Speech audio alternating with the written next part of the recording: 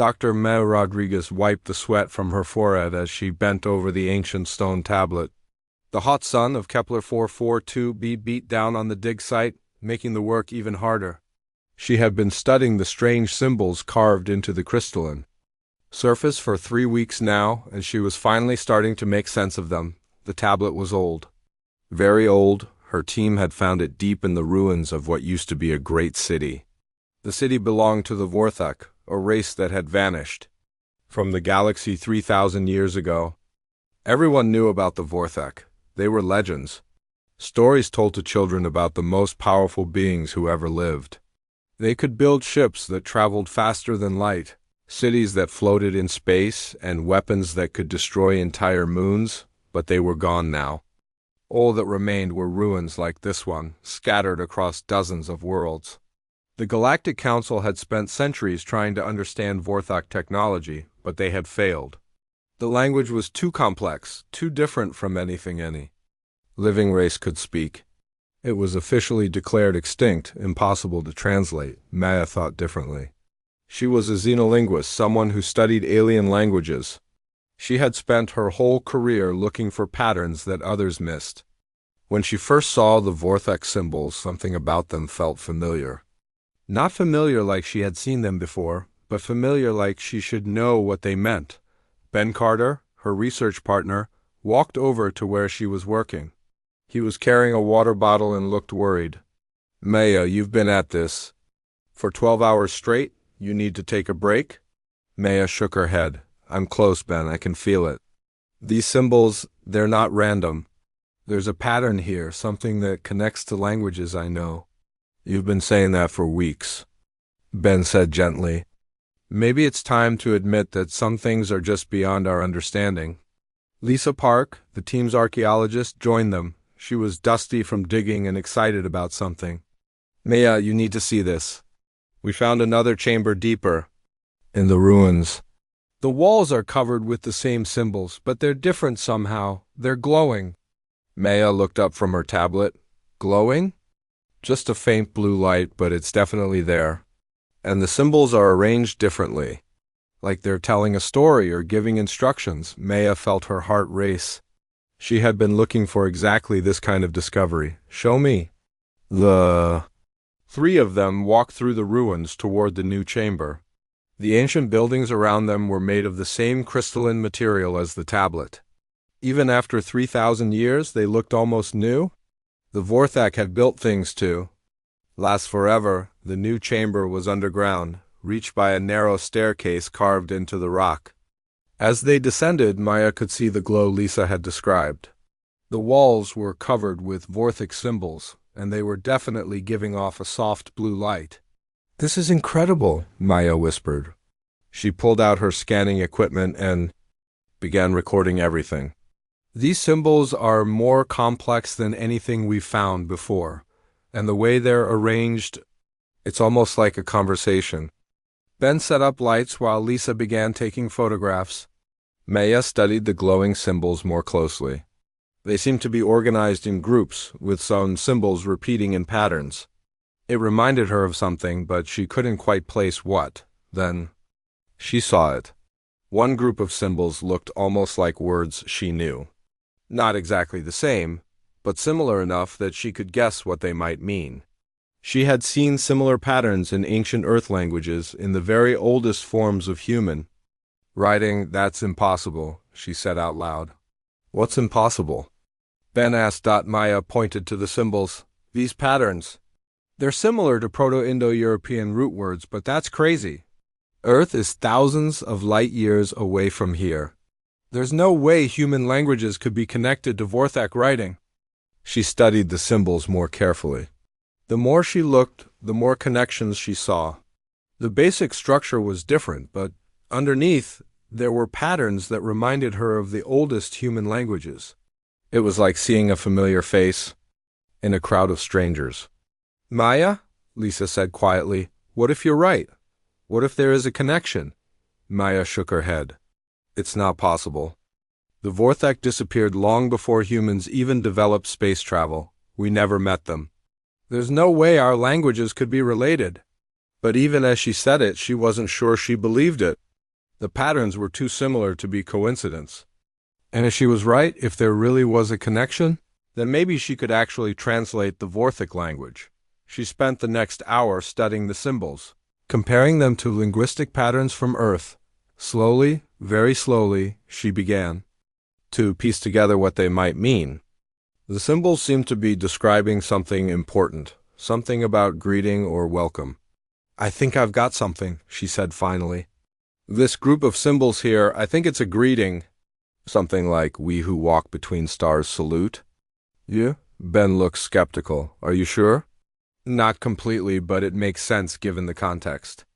And if I'm right about the root structures, then this should be how it's pronounced." Maya took a deep breath and spoke the words as she thought they should sound. The language felt strange on her tongue, but also somehow natural.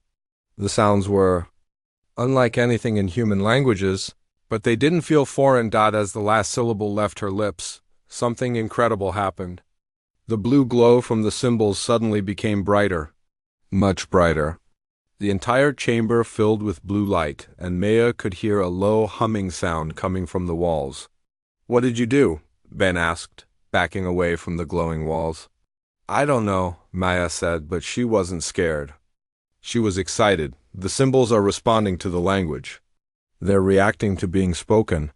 The humming grew louder, and now they could feel it in the ground beneath their feet. The whole chamber was vibrating, and the vibration was getting stronger. Lisa grabbed Maya's arm. "We need to get out of here. Something's happening." But Maya didn't want to leave.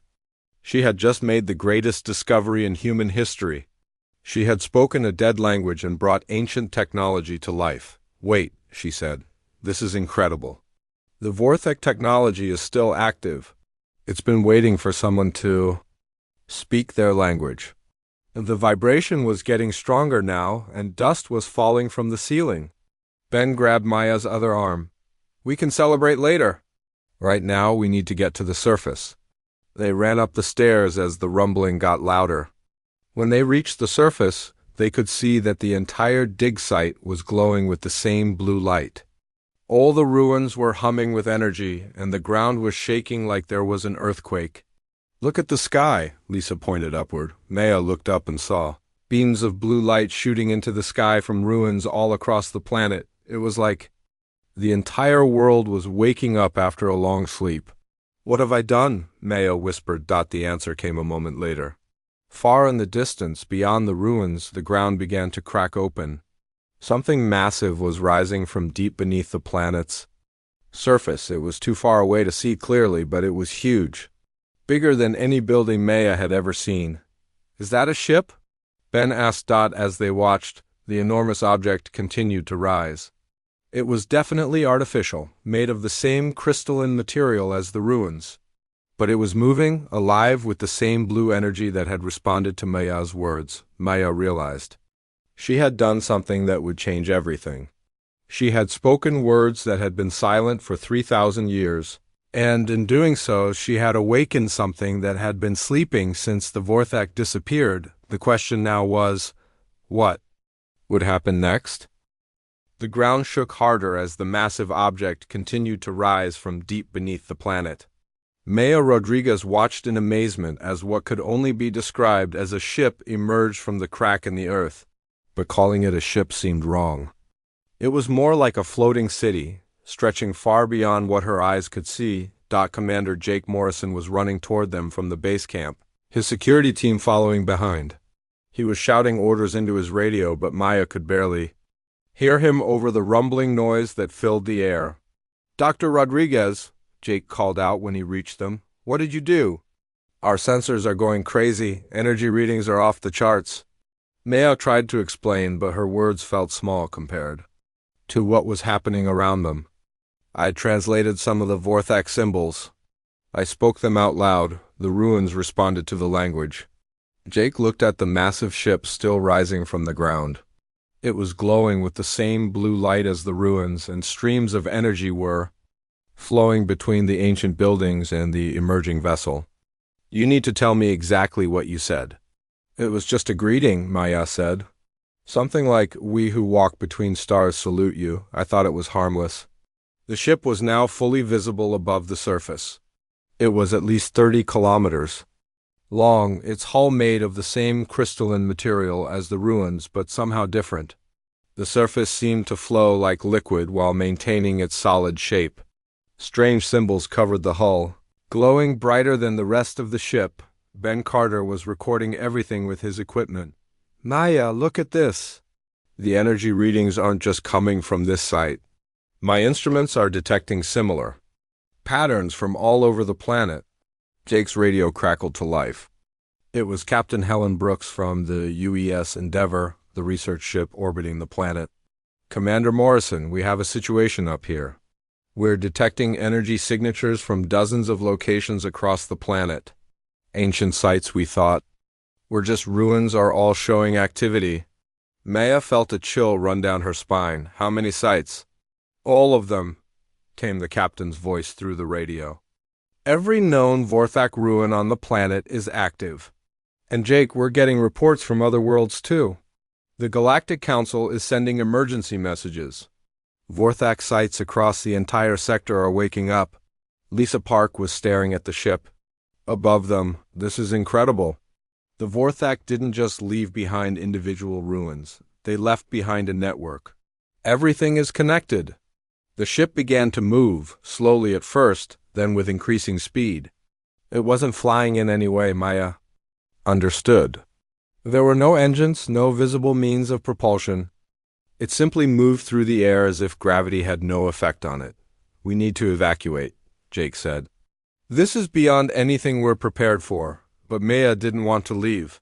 She had spent her entire career studying dead languages and ancient cultures. Now she was witnessing the resurrection of the most advanced civilization the galaxy had ever known.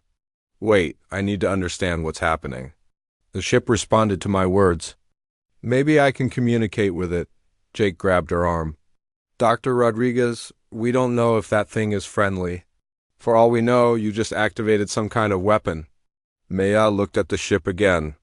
It was beautiful in a way that made her think. "Of art rather than war? No, I don't think it's a weapon. The greeting I spoke was peaceful.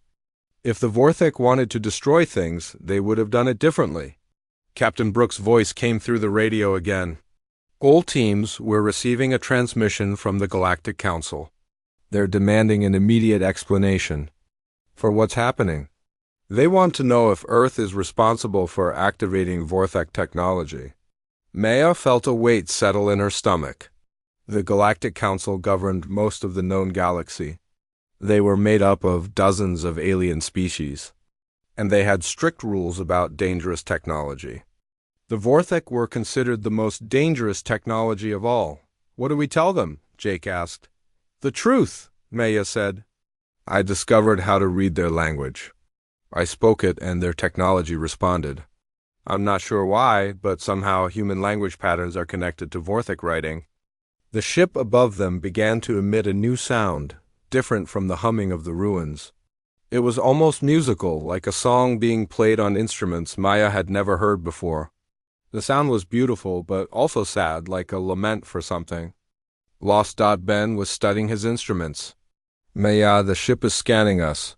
I'm getting readings that suggest it's trying to analyze our DNA, our brain patterns, everything about us." "Why would it do that?" Lisa asked. Maya had a theory, but it seemed impossible. "Maybe it's trying to figure out who we are. The Vorthak have been gone for 3,000 years. If their technology is still active, it might be confused about who's speaking their language." The scanning continued for several minutes. Then the ship's song changed, becoming more complex, more urgent. The blue light from the hull grew brighter, and Maya could see symbols appearing and disappearing across the surface. "It's trying to communicate," she said. "The symbols, they're like the ones in the ruins, but they're moving, changing. It's like a visual language." Jake's radio crackled again. "Commander, this is Captain Brooks. We're getting reports from across the galaxy. Vorthak sites aren't just activating, they're moving. Ships are rising from planets, space stations are powering up, and some kind of network is forming between." Maya felt excitement and fear in equal measure. "A network? What kind of network?" "We don't know yet, but it's massive. The energy signatures are unlike anything we've ever seen. And all of it started when you spoke those words. The ship above them began to descend, slowly settling onto the ground near the dig site. As it landed, Maya could see that it wasn't just one ship but many smaller vessels connected together. The whole structure was alive with flowing energy and moving symbols. What's it doing? Ben asked Dot. Before anyone could answer, a section of the ship's hull began to change. The crystalline material flowed like water, creating an opening large enough for people to walk through. Beyond the opening, Maya could see corridors filled with the same blue light as the ruins. "It's inviting us in," she said. Jake stepped in front of her. "Absolutely not. We don't know what's in there." But Maya was already moving toward the opening. Something about the ship felt familiar, like coming home after a long journey. "The Vorthic technology isn't trying to hurt us, Jake. It's trying to understand us, and I think I need to understand it too. Dr. Rodriguez, I can't let you go in there alone." "Then come with me," Maya said. "But I'm going in. This is the greatest discovery in human history. I'm not going to walk away from it because it might be dangerous." Jake looked at his team, then at the ship. Finally, he nodded. "All right, but we go together. And at the first sign of trouble, we leave," Maya smiled. "Deal." As they approached the opening, Maya could hear the ship's song growing stronger. The symbols on the walls were moving faster now, and she was beginning to recognize patterns in them. It was like the ship was trying to tell her something important. She stepped through the opening and into the corridor beyond. The moment her feet touched the ship's floor, the entire vessel shuddered. The blue light grew brighter, and Maya could hear something that sounded almost like a sigh of relief. "Welcome home," she whispered, though she wasn't sure why those words came to her. The ship's song changed again, becoming warmer, more welcoming. And Maya realized that somehow, impossibly, the ship recognized her, not just as a human, but as something more. Something that had been lost for 3,000 years, and was finally returning. Maya Rodriguez stepped deeper into the Vorthak ship, her footsteps echoing in the crystalline corridors. The walls around her pulsed with blue light, and she could feel the ship responding to her presence.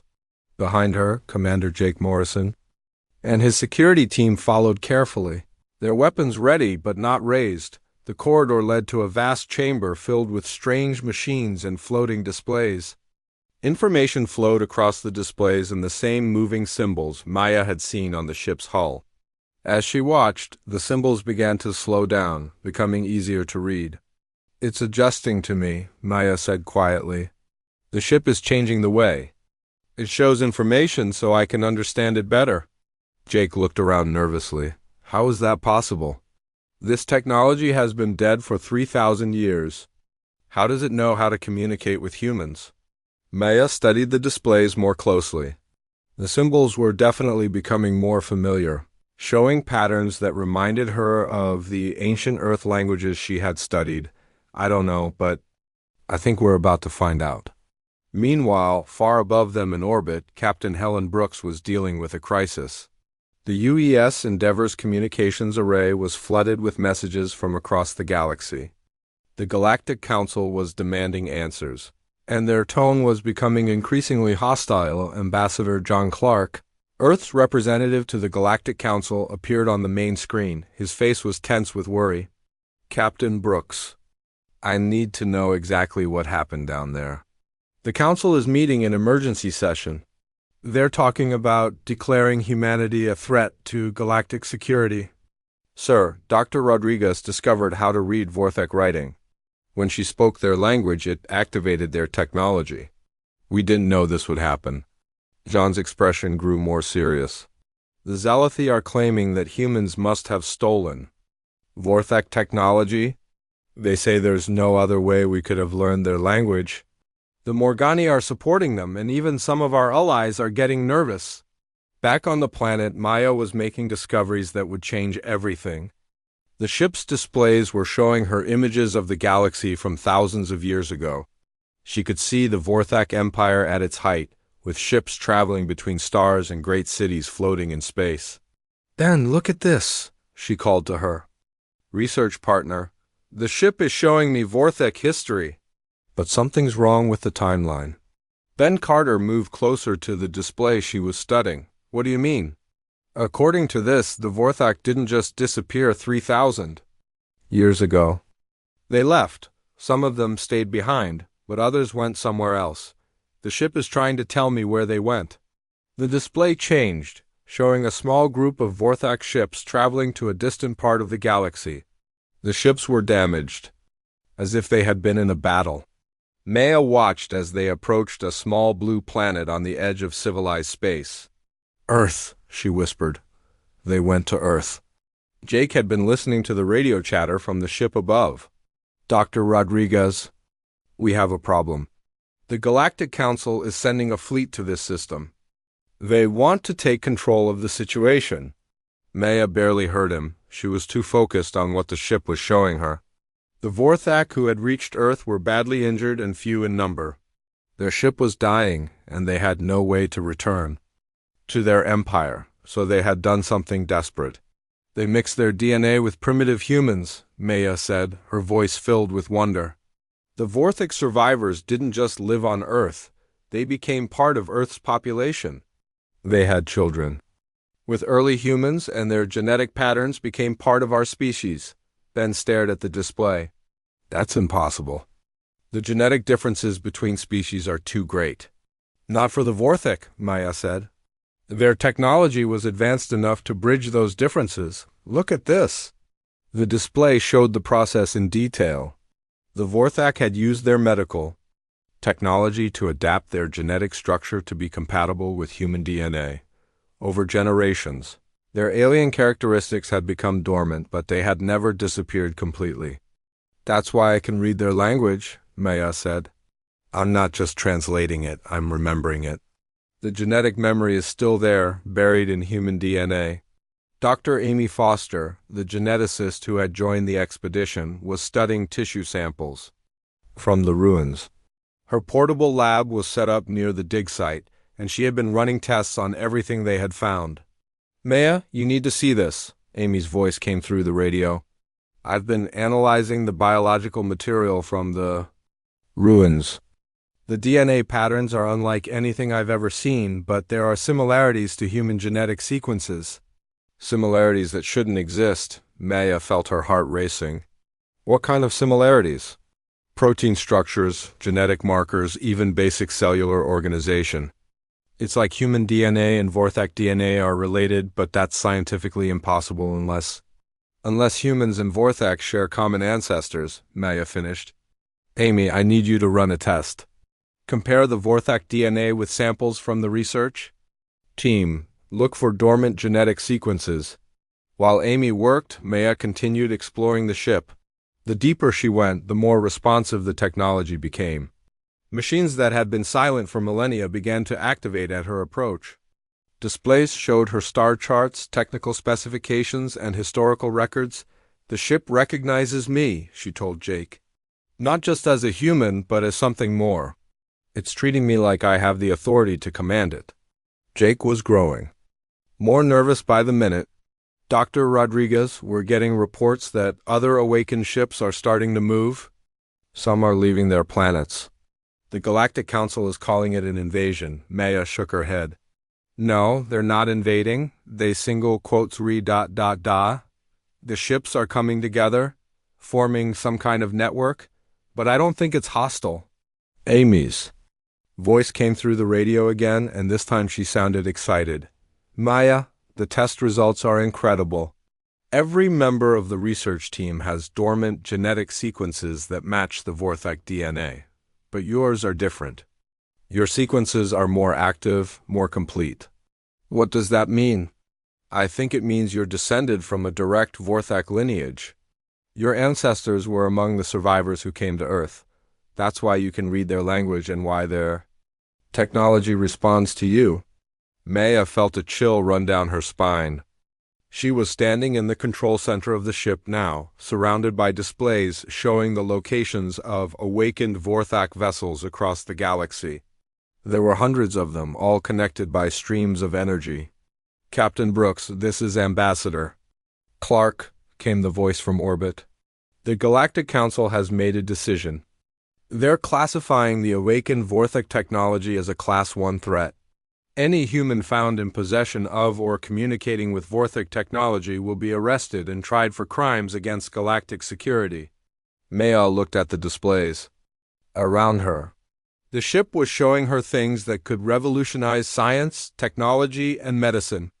Technologies that could help all the races of the galaxy, not just humans. But the Council was too afraid to see the possibilities. "Jake, we need to get this information to Earth," she said. "The government needs to know what we've discovered. Humans aren't just accidentally connected to Vorthok technology. We're their heirs," Jake nodded grimly. "I'll send the report, but I'm not sure it will matter. The Council fleet will be here in 2 days. They're not coming to talk." Maya turned back to the ship's displays. The technology around her was more advanced than anything the galaxy had seen in 3,000 years. In the wrong hands, it could destroy civilizations. But in the right hands, it could unite them. "Then we need to be ready," she said. "The ship is trying to teach me how to use Vorthok technology. If the Council wants a fight, they're going to get one they never expected." The ship's song grew stronger, and Maya realized she was no longer just discovering Vorthok technology. She was becoming part of it. The Galactic Council fleet arrived at the edge of the solar system like a storm cloud blocking out the stars. Maya Rodriguez watched from the command center of the Vorthok ship as hundreds of alien warships took positions around Earth. The fleet was massive, representing every major power in the galaxy. Admiral Korath of the Zelathi Imperium led the fleet. His flagship, a kilometer-long battle cruiser, transmitted the Council's demands to Earth. "Surrender the human known as Maya Rodriguez and all Vorthok technology immediately. You have 6 hours to comply, or we will take them by force." President Kate Williams sat in the emergency meeting room deep beneath the White House. Around the table were her top advisors, military commanders, and scientists. The weight of the decision pressed down on everyone in the room. "We can't just hand over Dr. Rodriguez," said General Robert Chun, the head of Earth's military forces. "She's a human citizen, and she's done nothing wrong." "The Council doesn't see it that way," replied Secretary of State Patricia Moore. "They believe she's activated weapons that could threaten the entire galaxy. They want her arrested and the technology destroyed." President Williams looked at the report that had come from the dig site. Maya's discoveries were incredible, but they had also put Earth in the most dangerous position it had ever faced. What does Dr. Rodriguez say about all this? On the planet below, Maya was learning to communicate with the ship's artificial intelligence. The AI had been waiting for someone with Vorthok genetic markers for 3,000 years. It was eager to teach her everything about the technology she had inherited. "The ship's name is Rising Dawn," Maya told Commander Jake Morrison. "It's not just a warship. It's a mobile research station, capable of exploring other dimensions and creating new technologies." Jake looked at the displays showing the Council fleet. "I don't think they care what it's capable of. They just want it gone." Maya studied the tactical information the ship was providing. The Council fleet was impressive, but the Vorthok technology was far more advanced. "Jake, this ship alone could destroy their entire fleet. The weapon systems are beyond anything they have. But you won't do that, will you?" Jake asked, though he already knew the answer. Maya shook her head. "The Vorthok didn't disappear because they were conquered. They evolved beyond the need for violence. Their final gift to the galaxy wasn't supposed to be weapons, but tools for peace and exploration." Engineer Tom Bradley had been working with a team to understand the ship's systems. "Dr. Rodriguez, we've made contact with other awakened ships. There are over 300 of them spread across the galaxy. They're all waiting for orders from someone with the genetic authority to command them." Maya felt the weight of responsibility settling on her shoulders. She was essentially the commander of the most powerful fleet in galactic history. "What are the other ships doing?" "Moving toward Earth," Tom replied. "They're not attacking anyone, but they're positioning themselves to defend this system. It's like they know what's coming." Captain Helen Brooks was coordinating between the surface team and Earth's government. "Maya, President Williams wants to speak with you directly." The Council is threatening to attack if we don't surrender you and the technology. Maya activated the communication system. President Williams appeared on the display, looking tired and worried. Dr. Rodriguez, I need to know what we're dealing with. Can you control this technology? I'm learning, Madam President. The ship's AI is teaching me, but it's incredibly complex. The Vorthak were more advanced than we imagined. Their technology doesn't just follow orders, it thinks and adapts. The Council is giving us 6 hours, President Williams said. They want you handed over for trial, and they want all Vorthak technology destroyed. What are our options? Maya looked at the displays showing the approaching Council fleet. We can surrender and let them destroy technology that could benefit everyone in the galaxy. Or we can stand our ground and try to show them there's another way. What would standing our ground involve? Maya hesitated. The Vorthak ships are capable of things the Council can't imagine. We could disable their entire fleet without destroying a single ship, but that would make us look like aggressors. General Chion's voice came through the communication. Dr. Rodriguez, what's your recommendation? Let me try to communicate with them first. If they won't listen to reason, then we'll have to show them what we're capable of. Admiral Korath's response to Maya's communication request was swift and harsh.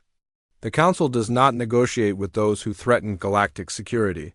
Surrender, now or face the consequences. Maya felt anger rising in her chest. The Council was so afraid of the Vorthak technology that they couldn't see its potential for good. Tom, are all the awakened ships ready? Yes, Dr. Rodriguez, they're awaiting your orders. Maya took a deep breath. She had never wanted to be a military commander, but the situation was giving her no choice. Tell them to move into defensive positions around Earth. Don't attack unless attacked first. The sight of 300 Vorthak ships materializing around Earth sent shockwaves through the Council fleet. The ships didn't appear on sensors until they were already in position, their advanced stealth technology making them invisible until Maya chose to reveal them. Admiral Korath's flagship was suddenly surrounded by vessels that dwarfed his battle cruiser. The Vorthak ships were beautiful and terrible, their crystalline hulls glowing with barely contained energy. This is Admiral Korath to all Council ships, came the transmission.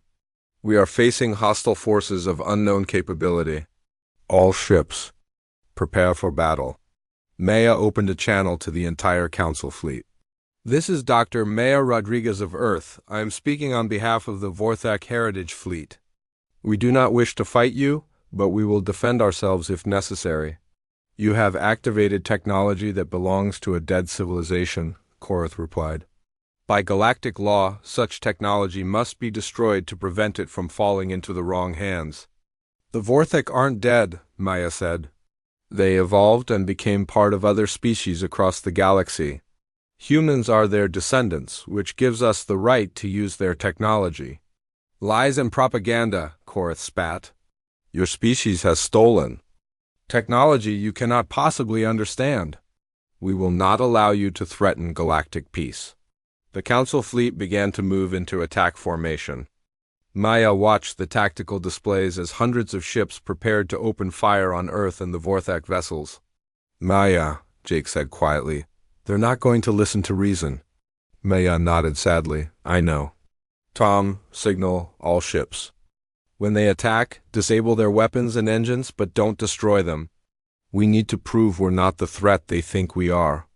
The battle began when Admiral Korath's flagship fired its main weapons at the rising dawn. The energy beams struck the ship's shields and simply disappeared, absorbed by technology that turned their attack into fuel for the ship's systems. Maya spoke into the communication system, her voice carrying to every ship in both fleets.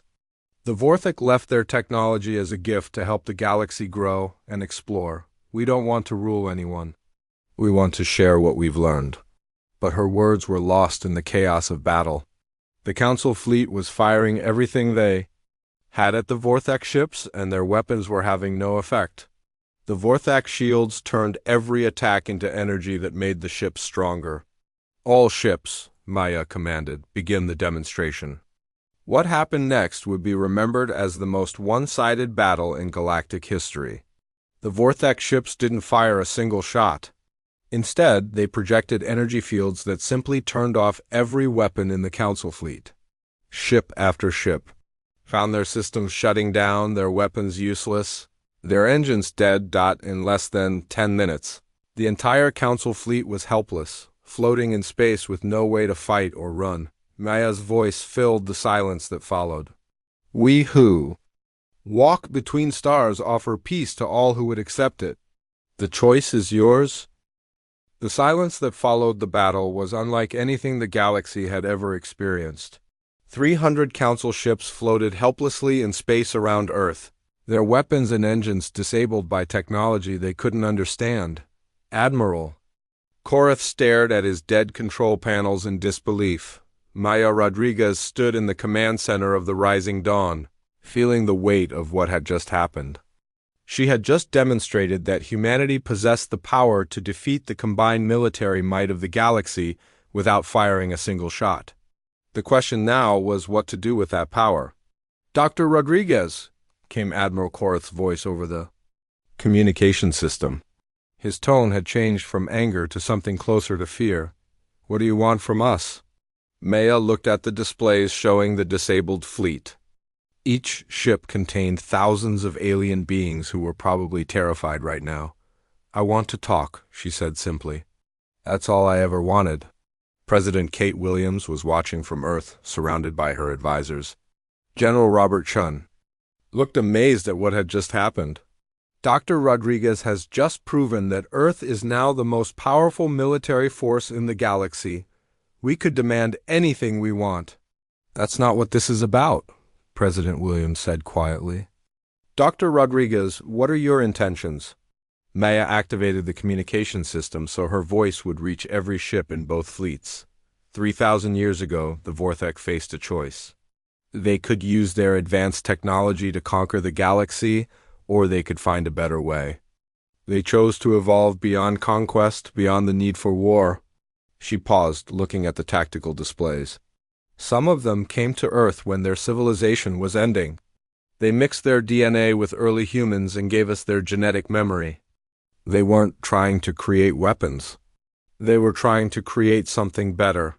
Dr. Amy Foster's voice came through the communication from the surface. "Maya, I've finished analyzing the genetic data. It's incredible. The Vorthak genetic patterns aren't just in your DNA, they're in all of us. Every human on Earth carries some trace of Vorthak heritage." Maya felt a sense of wonder at the discovery. "That's why the ships responded to me first. I have more active Vorthak genes, but every human is connected to this technology in some way." Engineer Tom Bradley was monitoring the other awakened ships across the galaxy.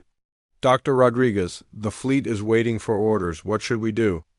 Maya had been thinking about this moment since she first spoke the ancient words that awakened the ships. The Vorthak had left behind the most powerful technology in galactic history, and somehow humans had inherited the right to use it, but with that right came responsibility. "Begin the transformation protocol," she said. Tom looked confused. "What transformation protocol?" Maya smiled. "The one the ship's AI just taught me?" The Vorthak didn't just build warships. They built something much more important. Watch. The Rising Dawn began to change. Its hull flowed like liquid, reshaping itself from a weapon of war into something entirely different. Where there had been weapon systems, new structures appeared. Where there had been armor plating, gardens and research laboratories took shape across the galaxy. Every awakened Vorthak ship began the same transformation. 300 vessels that could have conquered civilizations were becoming something the galaxy had never seen before. They were becoming tools for exploration, for healing, for building rather than destroying. Ambassador John Clark was watching from the Galactic Council chambers, where representatives from dozens of species were gathering to discuss the crisis. "This changes everything," he said to his aide. "Dr. Rodriguez isn't creating a weapon, she's creating a gift." Maya opened the communication channel to Admiral Korath's flagship. "Admiral, I'm going to restore power to your ship. I want you to see something." Power flowed back into the Council ships, their systems coming online one by one. but their weapons remained disabled. Maya wanted them to be able to move and communicate, but not to attack. "What are you showing us?" Korath asked. "The real purpose of Vorthic technology," Maya replied. "Your ship's sensors should be picking up new energy signatures from our vessels. We're not building weapons. We're building the tools your civilizations need to grow." The transformed Vorthak ships were broadcasting information about their new capabilities. Medical technology that could cure diseases thought impossible to treat. Agricultural systems that could make barren worlds bloom with life. Energy sources that could power entire civilizations without harming their environments. Dr. Sandra Clark, Earth's chief science advisor, was studying the data streams. "Maya, this technology could solve most of the problems facing galactic civilization. Food shortages, energy crises, medical emergencies.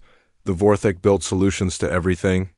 Maya felt the ship's AI communicating with her, sharing knowledge that had been preserved for 3,000 years. They didn't just solve the problems they had. They solved the problems they knew others would face. This technology was always meant to be shared. Admiral Korath's voice came through the communication again, but this time he sounded different. "Dr. Rodriguez, my ship's medical sensors are detecting that your vessels can treat the genetic plague that's been affecting my people for decades. Is this real?" "It's real," Maya said. "The Vorthik studied every species they encountered. They developed treatments for diseases that didn't even exist yet. Your plague, the Morgani crystal sickness, the Centauri aging disorder, they have cures for all of it." President Williams was listening to reports from around the world. "Dr. Rodriguez, we're getting communications from governments across Earth. Everyone wants to know what this means for humanity's place in the galaxy." Maya looked at the star charts the ship was showing her. There were galaxies beyond this one, unexplored regions of space where new civilizations might be waiting. "It means we're not just members of galactic society anymore. We're its guardians. The Vorthak left us the tools to help everyone grow and explore." Engineer Alex Murphy was working with Tom Bradley to coordinate the fleet's new functions. "Maya, the ships are requesting permission to visit worlds where they can help. There are medical emergencies, environmental disasters, and research projects that could benefit from Vorthak technology." "Grant the permissions," Maya said. "But make sure each ship works with local governments. We're not conquerors. We're partners." The transformation wasn't just happening to the ships. Maya could feel herself changing too as the Vorthak genetic patterns in her DNA became more active. She was gaining access to knowledge and abilities that had been dormant for thousands of years. "Dr. Rodriguez," came Admiral Korath's voice again.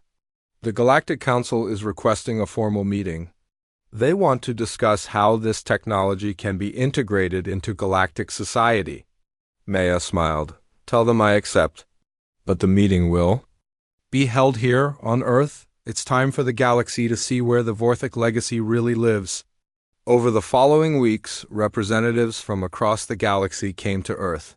They came not as conquerors or judges, but as partners eager to learn from the technology that could benefit everyone. The Vorthak ships spread throughout galactic space, carrying hope to worlds that had given up on solutions to their problems. Maya found herself at the center of a new organization called the Vorthik Heritage Foundation. Its mission was simple: use the advanced technology to help all species in the galaxy grow, explore, and thrive. The ship that had first risen from the ground on Kepler 442 became the Foundation's headquarters, a mobile research station that traveled between worlds. Maya served as its director, but she wasn't its ruler. The Vorthik technology responded to any human with the genetic markers, and there were millions of them across Earth. As Maya stood on the observation deck of the Rising Dawn watching a fleet of exploration vessels head toward the galactic rim, she remembered the words that had started everything. "We who walk between stars salute you." It wasn't just a greeting. It was a promise that those who reached for the stars would find others reaching back, offering help and friendship across the vast distances of space. The Vorthak hadn't really disappeared 3,000 years ago. They had simply been waiting for the right time to return, when the galaxy was ready for their gifts. Now through their human descendants, they were helping to build a future where all species could explore the universe together.